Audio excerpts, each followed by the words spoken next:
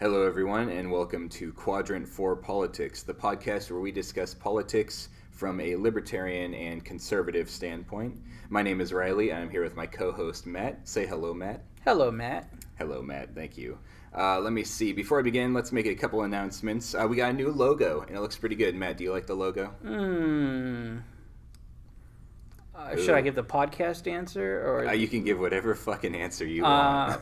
So, Riley designed it without my consent. That's right, I did. It was like a rape logo. He just raped it at me. And I just get this message that our logo is ready. And I looked at it and I go, oh, God, what is this? And if you're looking at it right now, it originally had all Google colors, or Windows, as some people say. Other people have said gay pride.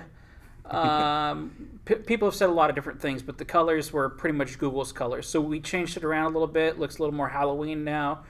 Riley's metalhead, so that's fine. Looks better to me. Sorry we keep changing it so much, but whatever. We haven't changed the logo that much. We didn't have a logo at first.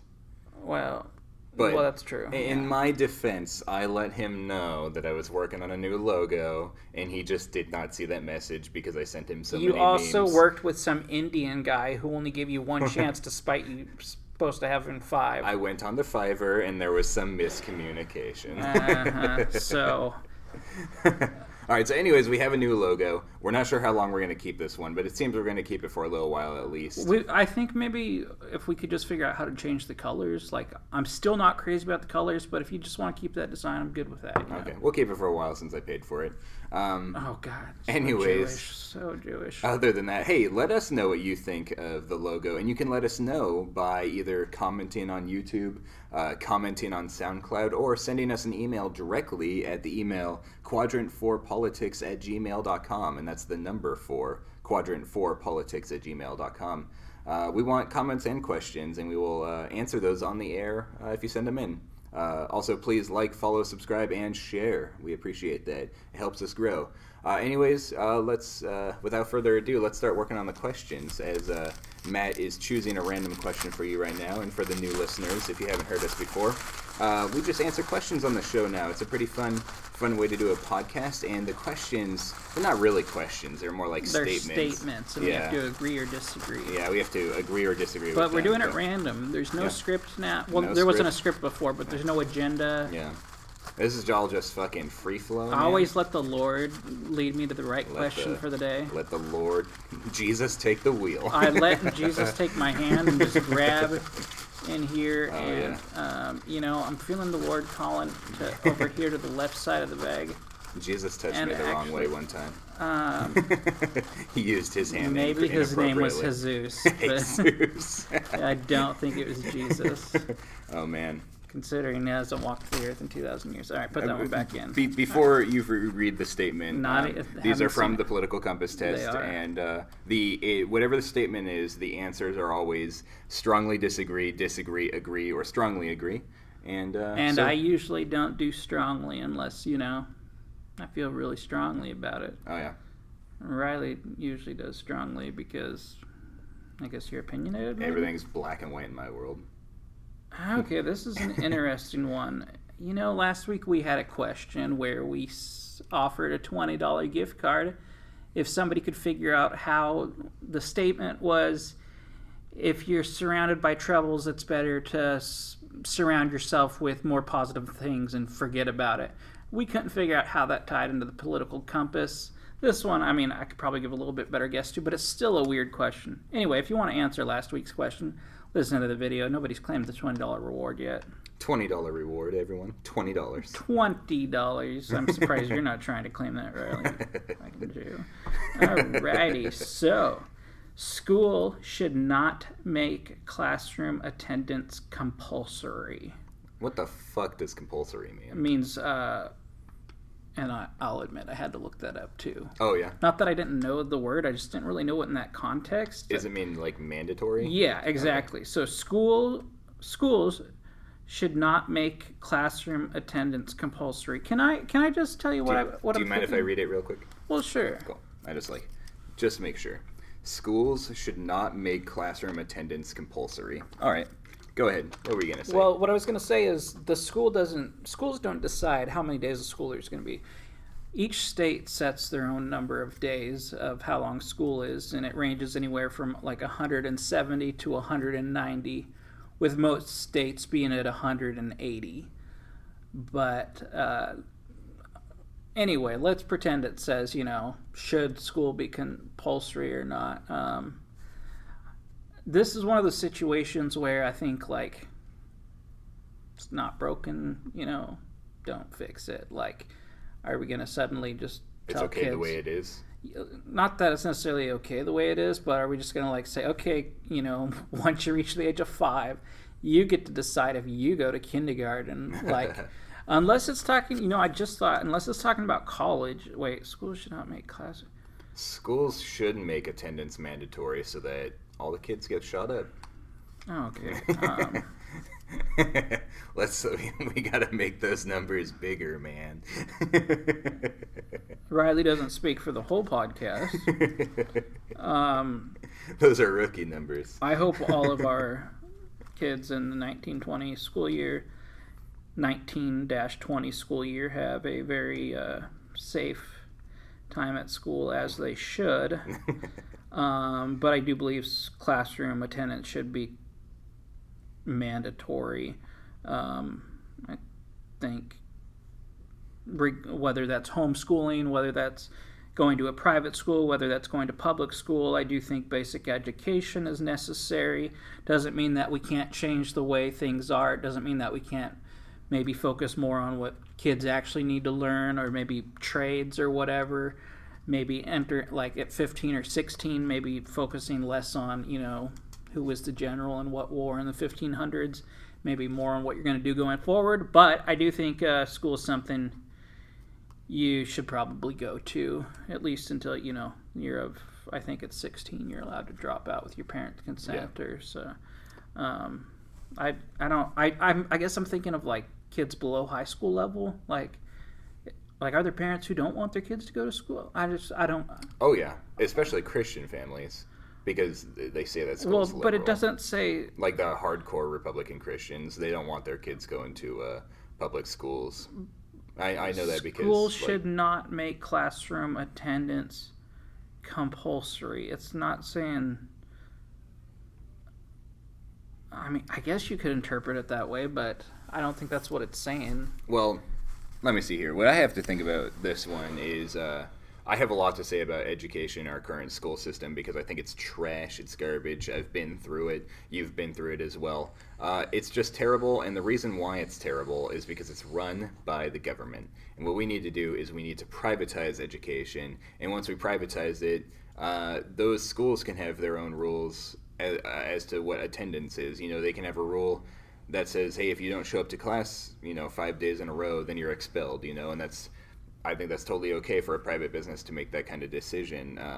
But no, I don't think that you should be forced to go to school. I know that a lot of people have fears that we'll become an uneducated society if we do that, and there's a good chance we will be, but we also have the internet, and even stupid people use the internet and learn, Learn's a strong word. Well, I mean, they can also learn wrong things because of fake news, but they have to fucking learn how to read to get the fake news, you know what I'm saying? So I think if we were to have a state-funded school education, I think it should quit at 5th grade. Everything I learned after 5th grade, I feel like, was unnecessary. I learned how to read, write, and do basic math and basic science, biology in 5th grade and before in elementary school. I think that's pretty much it. Anytime after that is like puberty is putting kids in a fucking small classroom with a bunch of other students and during puberty is fucking torture. That's terrible. That's and so that's weird. why I used to think about that, like,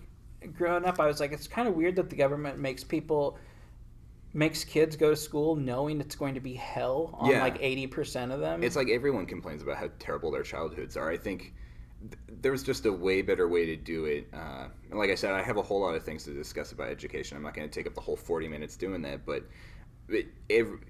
everything I learned in 5th grade and before is all I needed to know. Anything after that was all just a waste of time.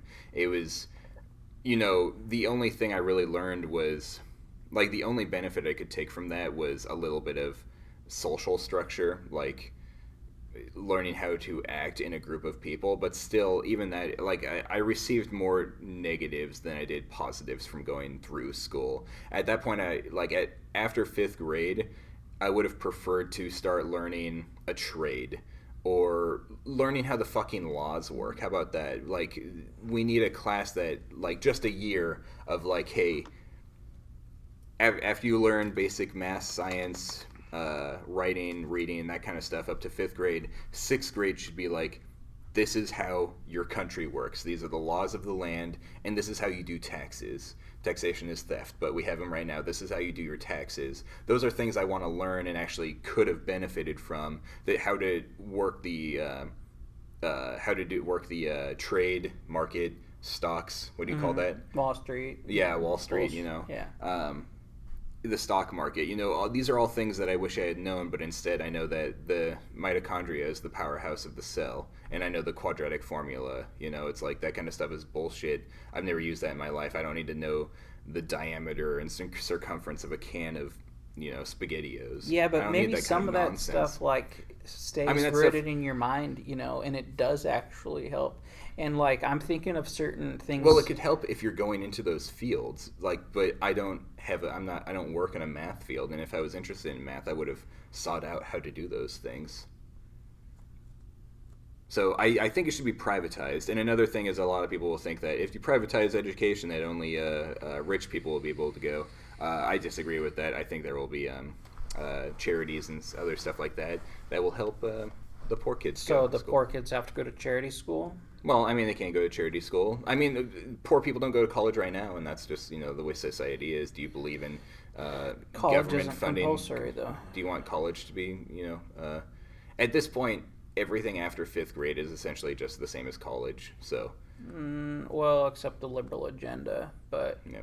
Well, I mean, you get a liberal agenda in high school. Well, you do, but I mean, you know, like speakers aren't booed off campus because, you know, the kids aren't big enough to hold a picket sign. So well, they're not really inviting, you know, Ben Shapiro to speak at your high school. Though, like, just like, you know, I was thinking for a while about how, like, college uneducated voted for Trump or whatever, and I was like, that makes the Republicans look kind of bad. And then I'm like, wait a minute, so a bunch of assholes who voted for Hillary Clinton decided to go into hundreds of thousands of dollars of debt to take classes that they're not going to use, like 80% of them, for the field of interest they're in. Then they're probably still not, I mean, most of them aren't going to get the jobs they wanted after college. It's like, who's really the dumb ones? And I'm not saying the smart ones are the ones who didn't go to college. Those are, you know, the rednecks and trailer trash. Well, you know, Republicans are like the stupidest people and the wealthiest people vote Republican. Everyone else votes Democrat, it seems. Unless you count libertarians, but there's not very many libertarians, unfortunately. I think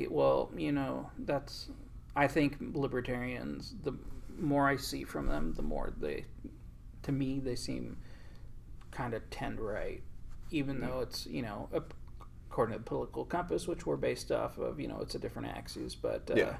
No, that's definitely true. I mean, that's why you see more Republicans leaning. Like, the Republican Congress members have a Liberty Caucus or some shit like that. I don't know all the terms, but you see a lot more Republicans turn to Libertarian, but they tend to kind of flip-flop. Like Bill Weld was the vice president for the Libertarian nomination in 2016. Well, he's flip-flopped between Libertarian and Republican multiple times. Yeah, because I think he was like he was a Republican governor of some state, just like Gary Johnson was. Gary Johnson was a Republican, yeah. He was a Republican governor, and I think it's because, you know, like you've mentioned before, Republicans like tend to be small government, and it's kind of just like, you know, Democrats want taxes, you know, and taxes are bad until the Republicans, you know, say, oh, we need a tax for something, then all of a sudden it's not so bad. Mm-hmm. So it kind of just like playing into whatever hand you have there, but...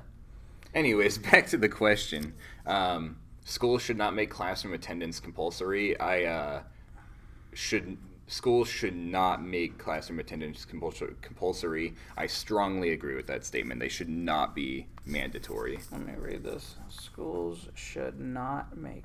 I will disagree. So you think that they should be mandatory? You think schools should be mandatory? What are you going to do between 6th to 12th grade? I mean, there's child labor laws that prevent all this. Well, I'm also against child labor laws. Well, we're not talking about what you're against. We're talking about the reality we live in now, not Riley's little fun libertarian world. The thing about libertarian politics is that I'm not sure if this applies for the other parties, but for libertarian politics, everything is kind of a piece of a puzzle, and it all fits together if it's all done the same way. And yeah, if because of child labor laws, there would be, after, if you wanted to do like school up to 5th grade, then between, that age that you're done at 5th grade and until you hit 16 when you're legally able to work, it's like you're just sitting around all day not doing anything. But I think that those people should be those kids should be put to work. I mean, they were back in the day. I think a good compromise would be like, kind of the status quo, but also mixing in some of, here's what you're going to need for the future, like doing your taxes and, how the workplace works, and, make sure not to say even the slightly inappropriate thing, because you will get fired. Because I also think that, they could, kids who are still living with their parents, if they got a job, after 5th grade, they could start. The fuck was that? On the hour it goes off. So thanks. Well, they could get a job and start saving up for college, and then they could work like some shitty dishwasher job and be like, I don't want to do this the rest of my life. And then the money they've saved up those years of work, and they can go towards college and learn a trade. But libertarian politics are just, it's a puzzle. It all fits together if they're all done the same way. Just get government out of the way. The government is just in the way. Also, you and I disagree on adolescence. It seems like you value adolescence more than I do. I think that children should be treated as adults, because the more childish we treat them, the longer they act childish. And I think, in this day and age, there's no time to act childish. This is a fast-moving world, and we need to, fucking get moving kind of thing. Well, then why is it that when we were a slow-moving world, there was no adolescence? You went from child to adult. Puberty meant adult. Well, I mean, government took over for them and changed society, but they also didn't have the technology that we do now. So, like, working in the coal mines when you were 10 years old was really shitty, but nowadays people don't have to work in the coal mines. If that makes sense. All right, let's pick a new question. Cool. There you go. Next question of the day. Okay, finger in the bag right next to the mic. The Lord's got to lead me. Oh, shoot. You knocked out a couple of them, man. Well, Yeah, put them back in the bag. Alrighty, back in the bag. I'm going to keep these ones safe from you. Oh, did I give you the other one back? Yeah, I got it over here. Cool. We can throw that away. That was a shitty question anyways. Oh. This is a good one?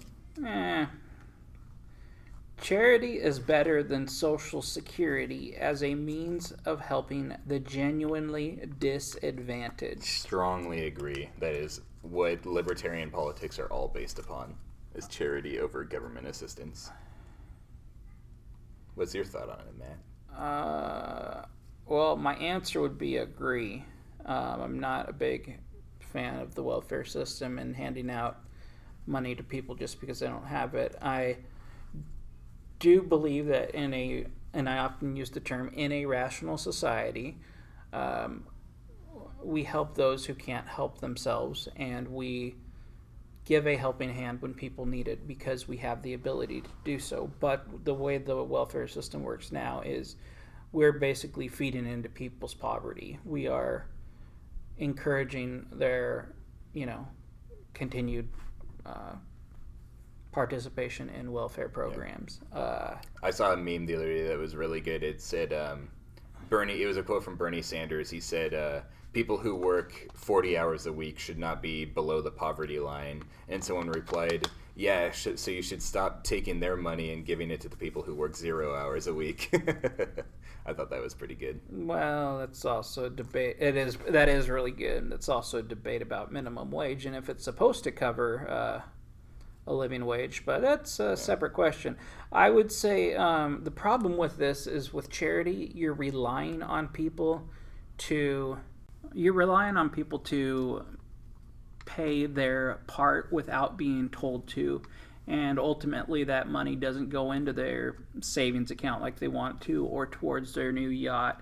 And unlike, where you and I differ is that, like, I consider myself to be, lean libertarian, but I'm not like a member of your crazy anti-government party. Like taxes, I consider to be a necessary evil. The way I think it could better be done is taxes are the price we pay to live in a civilized society. That's what you sound like right now.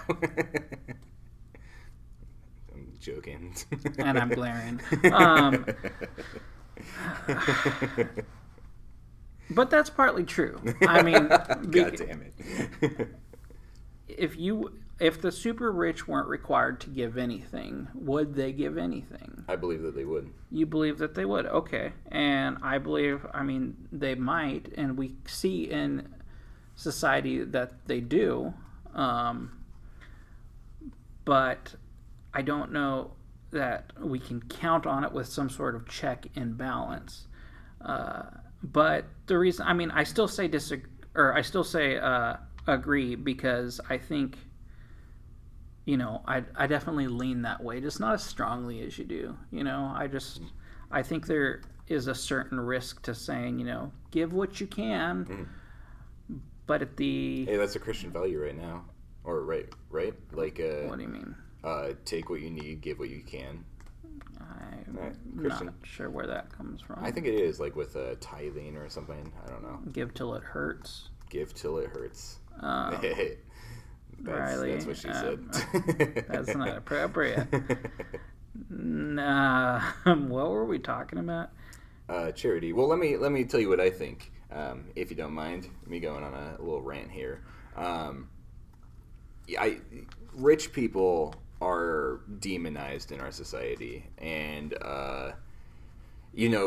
they're forced to keep offshore accounts to keep their money from being taxed. They do a lot of loophole-y kind of things, shady kind of things, potentially illegal kind of things to protect their money, because they're painted as the criminal right now. But if we praised billionaires for, creating jobs and helping society and the economy and stuff like that, as they are, they would be willing to give back more, and they already do give back. Look, we live in the greater Seattle area where Bill Gates lives, and he has the whole Bill and Melinda Gates Foundation right in Seattle Center, pretty much. It's on the waterfront. It's over by the EMP, I think, in the Space Needle.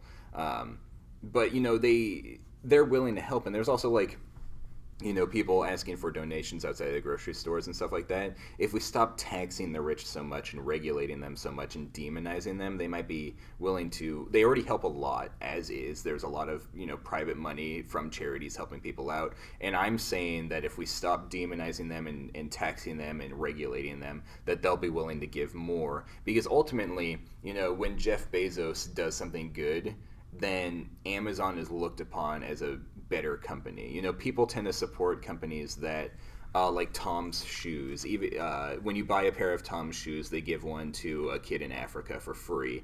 And even though that's wrong, that's a whole other thing about how giving shoes to kids in Africa for free is killing the shoe industry in Africa. It's a whole other issue to talk about. But people still bought Tom's Shoes because they were like, oh, I'm doing a good deed. I'm helping them support their charity.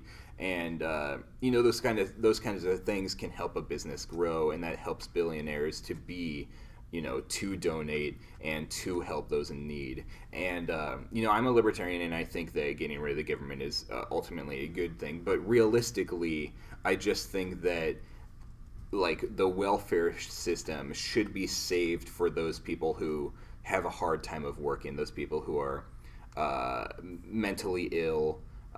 Provably mentally ill, not just I'm an alcoholic, but provably mentally ill, disabled, in a wheelchair, missing a leg, that kind of shit. Because honestly, those people don't have as fair of an advantage as we do. And I'm not a completely heartless person. I think that those people do need help, and I would prefer if they got help from private charities. But realistically speaking, we're never going to get rid of the welfare. So if I could just take the welfare system just to those people who are mentally and physically disabled, because they're the ones who actually realistically need help. The people who are just, I spawned 3 kids out of my pussy, they don't need any help because they're fucking, I believe in personal responsibility, and they shouldn't have had three children anyways. Or, you know, if it was accidents and they had children, they should have given them up for adoption or given them to family members or something. You know, there's a lot of people who give reasons why they can't, and we live in a society that encourages that. We need people to learn to say why they can do something. You know, it's I can't work because I have 3 kids at home. You know, that's bullshit. How There's about you options. can work because Yeah. you need How to about you work? have to work because you have 3 kids at home, kind of thing. So, I get what you're saying. I don't disagree with any of that. I think our only disagreement is how far the charity would extend. well, also the government. The government just sucks at everything. We can't trust it. They are terrible with their money. And, you know, they're taxing us all this money and they're spending it terribly. And it's just going to people who don't deserve it, you know.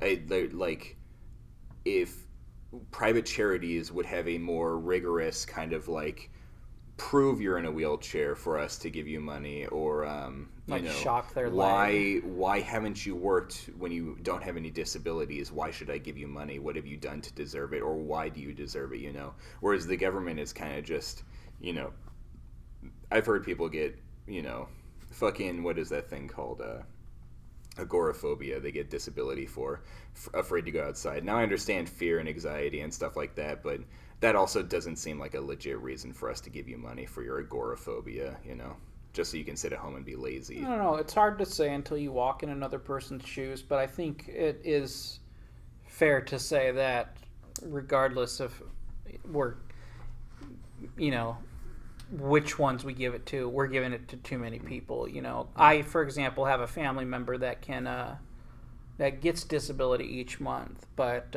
she has no problem sitting at a slot machine for 8 hours a day. Yeah, and that kind of shit's fucked up. Yeah, and I, you know, that's ultimately government money, so taxpayer money going to the casinos, you know. Yeah. And it's, I mean, I think, you know, I think we're pretty much like on the same base here. What I would suggest, I think people need to have more say in where their taxes go.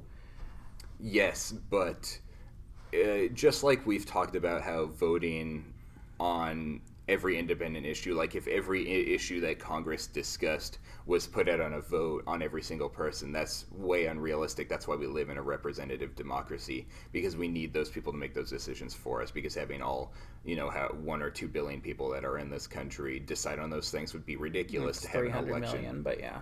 It's 300 million in this Yeah. country? Oh, I thought it was more than that. But anyways, having all those people vote on that is just unrealistic. It's never going to happen. Yeah, but I'm saying, like, you know, when you're doing your taxes, you can say, like, I want it to go to Planned Parenthood because I like killing babies, or Yeah. I want it to go to, you know, those who need food, the homeless, the vets, the military, you know. Yeah. Pick a selection, and not necessarily all your taxes, but maybe, you know, we end up giving about 1/3 of our money to the government between getting taxed on our check, paying taxes at the end of the year, and sales tax, and then whatever other tax, you know, house property tax and whatnot. We end up giving about 1/3 of our money to the government.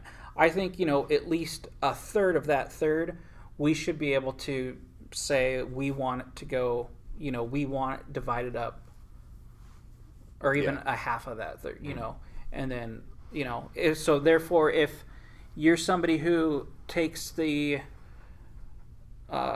if you drive to work, you're going to put your money towards infrastructure, you know. If you are an environmentalist, you're going to put yours towards state parks and say, screw the infrastructure, you know.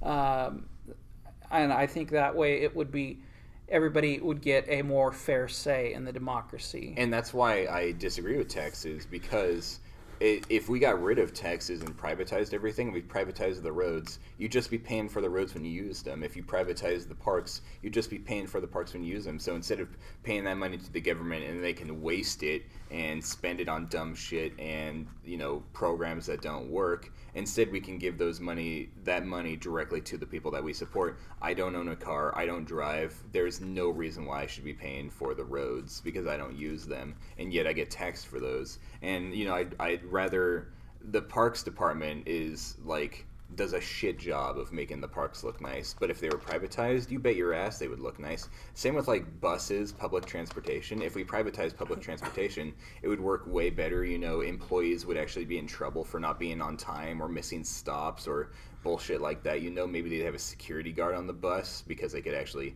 charge a little bit more, and you know, a security guard can make the buses safer. I saw a video of a bus driver getting attacked yesterday in Seattle. It's like the government just does a shit job at everything, and that's why I don't like funding it. See, I don't think the disease is so much the government like you do. I mean, it's a problem. I think it's just like human nature. And the fact is the government's made up of humans. It's always going to be, regardless if you have your libertarian paradise where there's an ultra small government, like people still make bad decisions, and they're going to make them on behalf of themselves and on behalf of other people. Well, I'd also believe in a crowd-funded government, which is just we choose where our money goes in the government. So it's like, you know, I'm pro-life, but I hate Planned Parenthood. I wouldn't give them any of my money. You mean you're pro-choice? Did I say pro-life? You did. Oh, wow. That was a mistake. Well, no, it's you going down the right path. Your subconscious is reaching your brain. But sorry, okay. Let me correct it. I meant pro-death. I am pro-death. That's not a lie at all, actually. That's very true. But, you know, I think if we got to choose where our tax dollars go, I think many of the government institutions would be defunded instantly because the public doesn't want, you know, we were talking about ICE before we started this podcast. I think a large part of the public would not support ICE, and I think ICE would get shut down almost immediately if we got to crowdfund the government. And, you know, I think the military is overfunded right now. I don't think that we need soldiers in every country in the world, but I would still donate to the military because I want our country to be protected. You know, I think that we need the military for defense. And I'm not even one of those crazy libertarians who supports privatizing the military. I think the military should be a government institution. I just don't think it should have that much money. And my money, if I got to choose where my tax dollars went, 100% of my tax dollars and how much I gave, I would give it to pretty much just the military and the police force because that's all I want the government doing for me is just protecting my rights. That's all I want the government And for. I think we agree on that point is that, you know, despite you and I being different on how far-reaching the government should be or how necessary it is, we both believe that its main job is to protect its citizens and protect the homeland. Yeah. And so when it comes to charity is better than Social Security as a means of helping the genuinely disadvantaged, Riley, you say strongly agree. I say agree. So this has been Quadrant 4 Politics. Are we done? Well, I mean... Do you want to do one more? We're only at 33. All right, let's do one more. Yeah, let's do one Maybe more. it'll be funner. There you go. I'll let you pick it, because you always do. I felt like longer. Maybe it's because you're boring me. I don't know. Am I boring you? Probably. Shit. I'm sorry.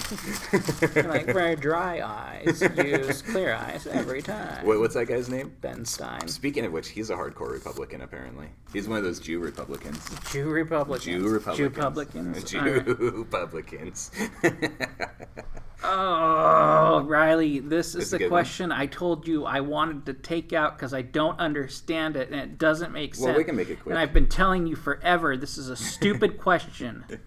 I'm going to read it, okay? But nobody's going to understand it. Well, you know, we don't have consent on this podcast, so you have to do it. What do you mean we don't have consent? We don't have consent, so, you know. You're raping me into doing this? I'm raping you into doing this. All right. Multinational companies are unethically exploiting the plant genetic resources of developing countries. Oh, I think this is talking about, like, sweatshops. Multinational companies are unethically exploiting the plant genetic resources. Plant as in, like, a manufacturing plant? I feel like I looked this question up because I was so mad. Can I read it? And okay. It was something more about, like, pesticides or some crap. Let's see. Multinational companies are unethically exploiting the plant genetic resources of developing countries. Well, let's come to an agreement on what this means, and we can discuss that. Like, do you think they're talking about plants as in, like, the ecosystem, or do you think plants as in, I feel like I read somewhere manufacturing that's what they're plants? talking about. Like, in some countries... Well, it's weird. Plant genetic resources. Like, we are just Like sucking they're the resources out of third party or third world are countries. unethically exploiting.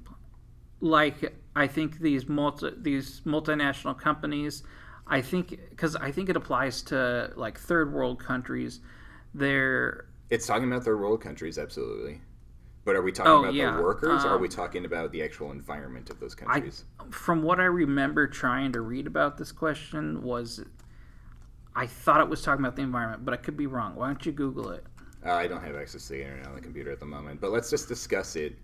Which one do you want to talk about? Do you think we're taking advantage of the workers or the environment? I guess we can just talk about both if you want. I mean, I think okay. Are we taking advantage of third world countries in general? I mean, I would say yeah. They agree. They probably are taking advantage of them because it's easy to do, and companies' main jobs are to make a profit, and they can often do it easier. So are we just talking about third world countries in general? Should we just say our Well, it says multinational- developing countries. Yeah. So well, I mean, instead of workers versus the environment, we should just say the question is about third world countries in general. We'll just alter the question a little bit, or the statement. Sure, Riley. Okay. I just want to throw this away and never see. I told you I didn't want to even. Well, we'll make it quick. Do you think that multinational corporations are taking advantage of third world countries? Yes, absolutely. You think so? Yeah, because In a negative way or in a positive way? Well, I mean, there's sweatshops. There's people in crowded little rooms making your iPads. There's your shoes are getting made by a little Chinese sweatshop. I like that 5-year-olds. joke. That's like. My 12-year-old daughter brought me a really shitty crayon painting or crayon drawing she made, and I said, "Oh, look at this! Children your age in China are making iPads." I thought that was a pretty good joke. Well, and that is actually a funny joke because I do like morbid humor. But if it's the reality, then it is what it is. But this is what happens. Like as of right now, we are not a one world government.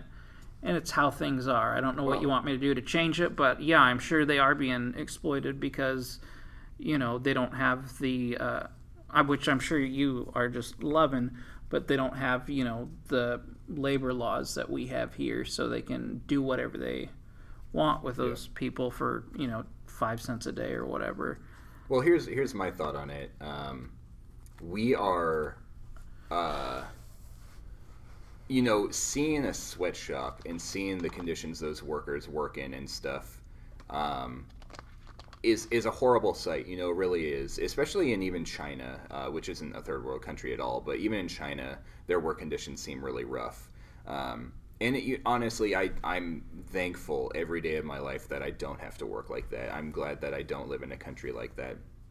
And I'm also thankful that those people work hard so that I can have my cell phone that I look at memes on all day long, But some of those are being benefited by our multinational companies, and some of those are at the fault of their government and their culture as well. A lot of Asian cultures believe in honor and hard work, and so their culture kind of tells them how to work, and if working in a sweatshop is what they have to do, then they have to do that.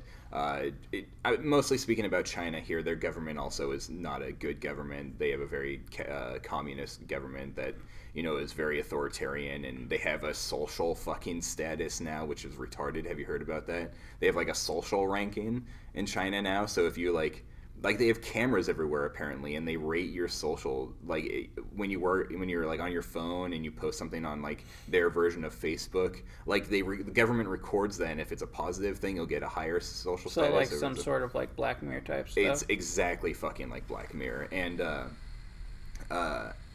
China has just a really corrupt government that's way too authoritarian, and so I think if they had more freedom over there, they wouldn't be working in those conditions. And for like if we're talking about like Africa, some of the poor countries over there, I think that even though those working conditions are terrible for them, it's better those jobs than no job at all. And we are boosting the economy in that country so that it can grow and become more powerful economically. Overall, I don't feel that bad about it because I think that it's either not my fault in the case of China, they have a shitty government and their culture may not be the most friendly when it comes to those kinds of things. And when it comes to third world countries like in Africa, we are offering those people something better than what they had before, because if we weren't there, then they would just be poor with no job. But now they at least have a job, even though it's a really shitty, scary job, you know. And it's like the liberals would want them to have a cushy job where they work, you know, front desk at a hotel and get to stand around all day and look at memes. But it's like, that's not going to happen. Unfortunately, that's not the real world. No, but and there's private charities that go over there and help them. And Christian charities who give them Bibles. Just shut up. Is there... Okay, so we know the conditions are going to be bad over there. Yeah. You know, you brought up like, oh, it's great that they at least have jobs where they're working in 120-degree buildings, Riley, for $5 a day.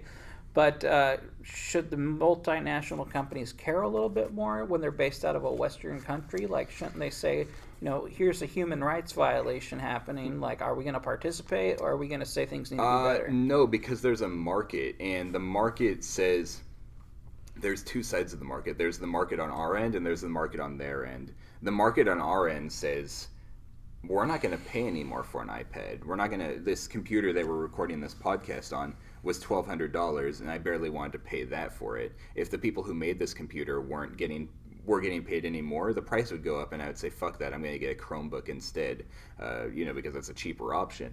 And so that's the free market on our side, is we have, if the prices go up on these things, then we will stop buying them, and therefore either the industry will crash or they'll exploit other ways of making these things, or make them worse, which is not what we want. We always want technology to be getting better. And on that side, if we can't just have one company giving these people a really good job and the rest of them having really shitty jobs, because that's just not right for like their economy. It doesn't create a fair market on their side, and it also doesn't work for the businesses over there too, because they have competitors over there. You know, Apple isn't the only one that has people making stuff in China. You know, Microsoft and Sony and everyone has people making hardware over in China, and they all have to compete with each other over there on that side as far as like what they pay their employees and, you know, what those kinds of things. You know, so it's the market on both sides that just, unfortunately, that's the way it is, and it will get better over time. It's just a slow process, and unfortunately, those countries didn't develop as quickly as ours did. Does that make sense? Well, the question doesn't make sense, and your answer lacks heart, but I expect nothing more from you. Well, like I said, I don't have total lack of heart for these people, and I said, you know, I'm thankful for them, and I'm thankful that I don't have to live that way, and I feel bad that they do, but unfortunately, you know, I was born a straight white male, and I don't have a choice in that. They were born a poor African or a poor Chinese person. They don't have any choice in that either, you know. So. Alrighty. Yeah. Well, I mean, fact of the matter, if you feel bad for them, you're racist. That's what I'm saying.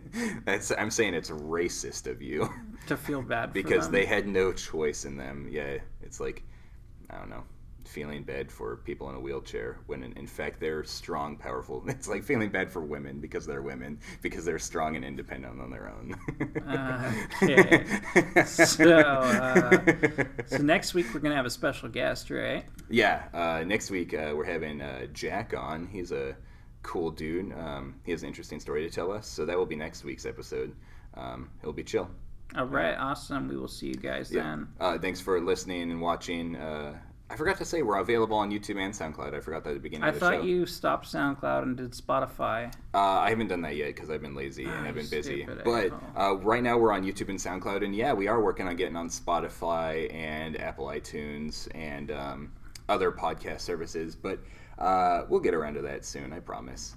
Anyways, thanks for watching. Please be sure to like, comment, subscribe, and share, and email us at quadrant4politics@gmail.com. That's the number 4, not spelled out, quadrant4politics@gmail.com.